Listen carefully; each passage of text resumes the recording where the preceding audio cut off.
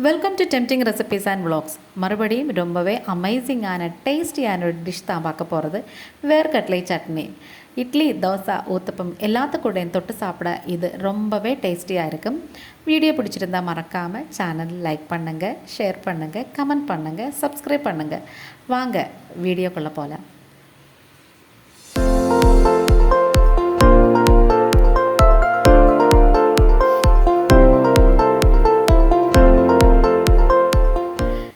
വേർക്കടല എന്നൊക്കെ കേട്ടാൽ വേറൊന്നും വിചാരിക്കേണ്ട കേട്ടോ, നമ്മുടെ കപ്പലണ്ടിയില്ലേ, അത്രയേ ഉള്ളൂ. അപ്പോൾ ഞാൻ ചീനിച്ചട്ടി വെച്ച് കൊടുത്തിട്ട് അതിലേക്ക് നല്ലെണ്ണയാണ് ഒഴിച്ചു കൊടുത്തേക്കുന്നത്. ഇനി ഒരു പകുതി സവോള നീളത്തിലരിഞ്ഞിട്ട് നമുക്കിതിലേക്ക് അങ്ങിട്ട് കൊടുക്കാം. നേരിയതായിട്ടൊന്നും അരിയണമെന്നില്ല, കാരണം നമുക്കിത് അരച്ചെടുക്കാനുള്ളതാണേ. അപ്പോൾ ഈ ചട്നിക്കൊക്കെ ഉണ്ടല്ലോ നമ്മൾ നല്ലെണ്ണയാണ് നല്ലത്. ഇനി നമുക്കിതിലേക്ക് കുറച്ച് വെളുത്തുള്ളി ഇട്ട് കൊടുക്കാം. ഒരു ചെറിയ കഷ്ണം, ഒരു ഇഞ്ചി നീളത്തിലുള്ള ഇഞ്ചിയില്ലേ, അതൊന്ന് രണ്ടാട്ടോ മൂന്നാട്ടോ ഒക്കെ മുറിച്ചിട്ട് അതും കൂടി ഇട്ട് കൊടുക്കാം. വെളുത്തുള്ളിയുടെയും തൊലിയൊന്നും കളണ്ട, മുഴുവനൊന്ന് കഴുകിയിട്ട് അങ്ങ് ഇട്ട് കൊടുത്താൽ മതി, കാരണം നമുക്കിത് അരച്ചെടുക്കാനുള്ളതല്ലേ. അപ്പോൾ വീഡിയോ ഇഷ്ടമാവണമെങ്കിൽ ഒന്ന് കട്ടയ്ക്ക് സപ്പോർട്ട് ചെയ്ത് കൂടെ നിൽക്കണം. പിന്നെ നമുക്ക് എരിവിനാവശ്യമുള്ള പച്ചമുളകും കൂടി ചേർത്ത് കൊടുക്കാം. ഇത് അത്യാവശ്യം എരിവുള്ള പച്ചമുളകാണ്, ഞാനിപ്പം അതുകൊണ്ട് തന്നെ ഒരു 3 എണ്ണമൊക്കെ എടുത്തിട്ടുണ്ട്. ഇനി നമുക്കിതൊന്ന് നന്നായിട്ട് ഇങ്ങനെ ഒന്ന് വഴറ്റിയെടുക്കണേ. അപ്പോൾ നമ്മുടെ ഈ ചാനലിൽ കുറേ നല്ല റെസിപ്പീസും വീഡിയോസും വ്ളോഗ്സും കാര്യങ്ങളെല്ലാം അപ്ലോഡ് ചെയ്തിട്ടുണ്ട്.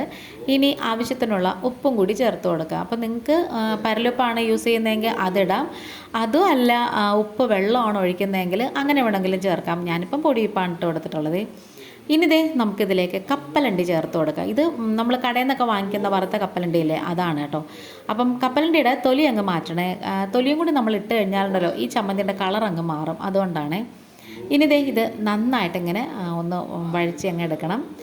ഇനി ഒരു കൈപ്പിടിയോളം നമുക്ക് മല്ലിയില നുറുക്കിയത് ചേർത്ത് കൊടുക്കാം. ഈ മല്ലിയില ഏതാണെന്നറിയോ? മറ്റേ ആ മല്ലിയിലയാണ്. ഏതാണെന്നറിയോ? നമ്മുടെ കിച്ചൺ ടിപ്സിൽ ഞാൻ കാണിച്ചില്ലേ, ഞാൻ ബോക്സിലാക്കി വെച്ചിട്ടുള്ളത്. ഇപ്പോഴെന്തേ നല്ല ഫ്രഷ് ആയിട്ടിരിപ്പുണ്ട്. ഏകദേശം ഒരു 5-6 ദിവസമൊക്കെ കഴിഞ്ഞിട്ടുണ്ട്. പിന്നെ ആ കിച്ചൺ ടിപ്സിൽ ഞാൻ പറയാൻ മറന്നേ വേറൊരു കാര്യമുണ്ട്. ഈ ടിഷ്യൂ ഒക്കെ ഉണ്ടല്ലോ, നമ്മൾ ഈ മല്ലിയിലയും പുതിനയിലയും സൂക്ഷിക്കുന്ന ആ ബോക്സിൻ്റെ ഒന്ന് ഈർപ്പമായി തുടങ്ങിയെന്ന് തോന്നുകയാണെങ്കിൽ അതങ്ങ് മാറ്റിയിട്ട് വേറെ 2 ടിഷ്യൂ കൂടി വെച്ച് കൊടുക്കണേ. അപ്പം ആ ഒരു വീഡിയോ ഒക്കെ എല്ലാവർക്കും കുറേ പേർക്കൊക്കെ കണ്ടു ഇഷ്ടപ്പെട്ടു എന്ന് അറിഞ്ഞാൽ ഒത്തിരി സന്തോഷമുണ്ട്. അതുപോലെ തന്നെ നമ്മുടെ അടുത്ത റെസിപ്പി, ഇതിന് മുമ്പുള്ള റെസിപ്പി ഉണ്ടല്ലോ, ചിക്കൻ കൊണ്ടാട്ടം, അതും കുറേ പേർക്കൊക്കെ ഇഷ്ടപ്പെട്ടിട്ടുണ്ട് കേട്ടോ. ഇനി നമുക്കിതിൽ ചമ്മന്തി ആകുമ്പോൾ കുറച്ച് തേങ്ങയും കൂടെ വേണമല്ലോ. അപ്പം നല്ല വെളുത്ത തേങ്ങ തന്നെ എടുക്കണേ. പൂപ്പൽ പിടിച്ച ചിരട്ടയുടെ ഭാഗത്തുള്ള തേങ്ങയല്ലേ, അതൊന്നും എടുക്കരുത് കേട്ടോ, കളർ മാറും, പിന്നെ ടേസ്റ്റും മാറും. ഇനി ഇത് നന്നായിട്ട് ജസ്റ്റ് ഇങ്ങനെ ഒന്ന് മിക്സ് ചെയ്തിട്ട് തണുത്തതിന് ശേഷം നമുക്ക് മിക്സിയുടെ ജാറിലിട്ട് ഒന്ന് അരച്ചങ്ങെടുക്കണേ.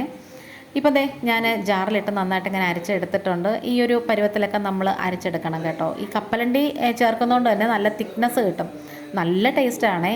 ഈ ചട്നിക്ക് ശരിക്കും പറഞ്ഞാൽ നമ്മൾ ഇഡ്ഡലിയുടെയും ദോശയുടെയും പിന്നെ അതുപോലെ തന്നെ ഒണിയൻ ഉത്തപ്പത്തിൻ്റെയൊക്കെ കൂടെ കഴിക്കാൻ നല്ലതാണ്. ഞാനിപ്പം ഇന്ന് അടദോശയാണ് ഉണ്ടാക്കിയേക്കുന്നത്. അടദോശയുടെ വീഡിയോ എടുത്തിട്ടില്ല, കാരണം നമ്മൾ നേരത്തെ നല്ല ഫുള്ളായിട്ട് വീഡിയോ ഇട്ടിട്ടുണ്ട്.